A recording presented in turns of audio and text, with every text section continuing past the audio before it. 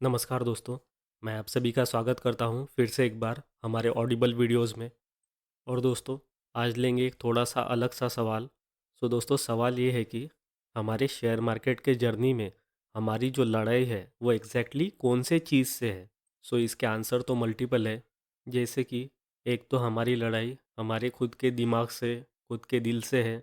इसके बाद लड़ाई है हाफ नॉलेज से या फिर ज़ीरो नॉलेज से। और थोड़ी सी लड़ाई है हमारे खुद के नसीब से। अब दोस्तों, ये जो सभी फैक्टर है वो तो हमारे साइड से है, राइट। लेकिन आज हम देखने वाले हैं ऐसी चीज़ जो हमारे अपोजिट साइड पे है। और दोस्तों, वो चीज़ है चार्ट। दोस्तों, जिस चार्ट को देख के हम ट्रेड करते हैं उसी चार्ट से हमारी सबसे पहले लड़ाई होती है। अब ये जो लड़ाई है, सो दोस्तों, ये कोई नॉर्मल लड़ाई नहीं है। It just like a cold war. और दोस्तों, कोल्ड वॉर को जीतना बहुत ही डिफ़िकल्ट होता है, क्योंकि ये जो चीज़ है ये दिमाग से खेली जाती है।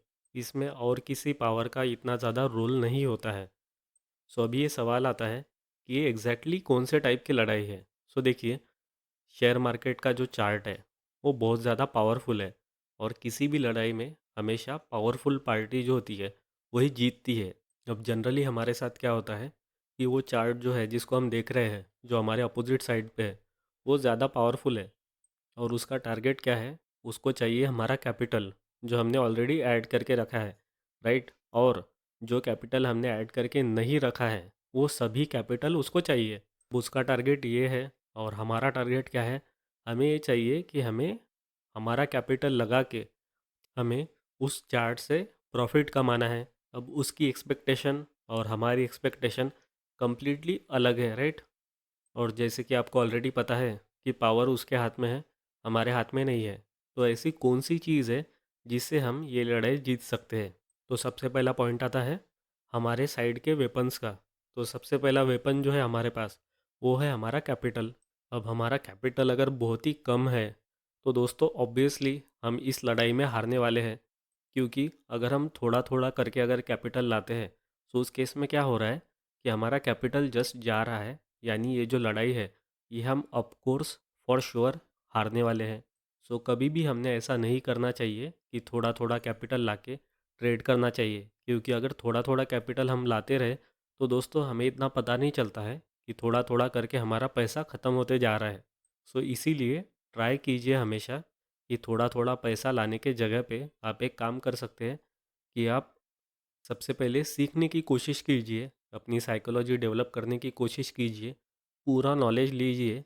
और तब तक के आप क्या कीजिए, जो थोड़ा थोड़ा कैपिटल आप डालने वाले थे उसको एक जगह पे लाइए और एक बड़ा अच्छा सा कैपिटल लाइए जिसमें कि आप कंफर्टेबली ट्रेड कर पाए या फिर शेयर मार्केट में वर्क कर पाए। अब क्योंकि आपको प्रॉपर नॉलेज आया ही होगा, इसीलिए दोस्तों ये सब चीज़ें आपको ज़्यादा रिस्की नहीं लगेगी। और आप रिस्क मैनेजमेंट फॉलो करके ही जो भी काम करना है वो कर पाएंगे। सो पॉइंट नंबर वन जो था ट्रेडिंग कैपिटल, उसको तो हमने करेक्ट कर दिया। अब पॉइंट नंबर टू आता है कि सिर्फ ट्रेडिंग कैपिटल होने से हम जीत जाएंगे, ऐसा पॉसिबल है क्या? तो बिल्कुल भी नहीं। क्योंकि जस्ट कैपिटल होने से आप शेयर मार्केट में प्रॉफिटेबल बन पाएंगे ऐसा बिल्कुल भी पॉसिबल नहीं है। ये जस्ट एक बेसिक स्टेप है जो कि हमको करेक्ट करनी है, राइट। सो उसके बाद आता है नेक्स्ट पॉइंट कि अब हम जीते कैसे। तो एक डिसेंट कैपिटल है हमारे पास, उसके बाद हमारे पास अभी नॉलेज भी है, साइकोलॉजी भी है। तो इस हिसाब से हमें जस्ट एक चीज़ ऐड करनी है, वो है टाइम।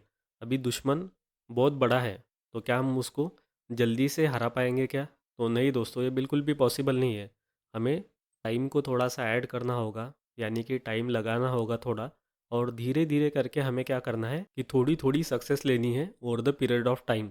यानी कि थोड़ा थोड़ा प्रॉफिटेबल बनना है, थोड़ा थोड़ा प्रॉफिट कमाना है, जिससे कि अल्टीमेटली हमारा कैपिटल भी डेवलप होगा। यानी कि हमारे पास जो वेपन था वो भी डेवलप हो रहा है।